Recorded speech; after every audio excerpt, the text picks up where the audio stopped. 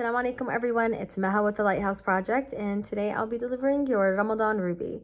I wanted to focus on one of my favorite surahs from the Quran, Surah Al-Rahman, and specifically ayah number 3, خَلَقَ الْإِنسَانِ, which can be translated to, and He subhanahu wa ta'ala created humanity.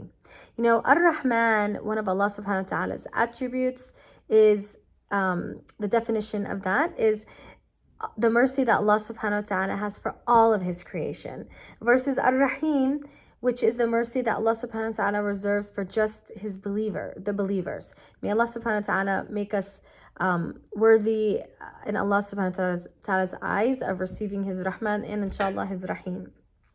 Ameen. Why did I choose ayah 3, خَلَقَ الْإِنسَانِ? You know, insan is the Arabic word for human, and it comes from the root word nasiya, and it means to forget. So I think there's just so much to be reflected on the fact that we have this innate ability that Allah subhanahu wa ta'ala created us with to be able to face these problems and trials and tribulations of the dunya and be able to work through them and move on and forget, and work through them and move on and forget.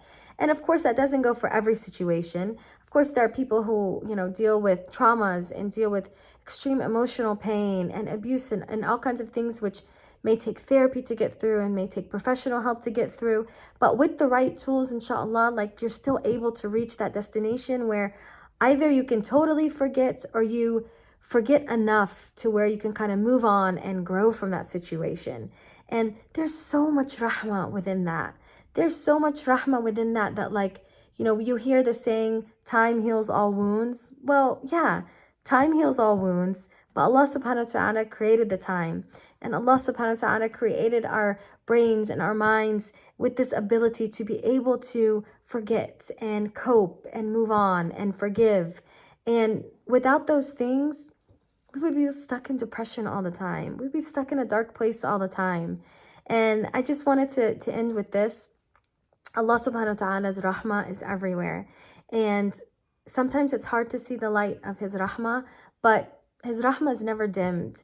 And if you're ever having a problem getting out of a dark place or seeing that or adjusting your scope, find a trusted friend, find a trusted mentor, somebody that you can lean on, and let them help you see the light. Because Allah subhanahu wa ta'ala's light and His rahmah and His rahim and His beauty and His infinite wisdom are never ending. But sometimes we need help getting there, and sometimes we need help seeing those things. And out of His rahmah, He also will provide us with those people along the way, inshallah.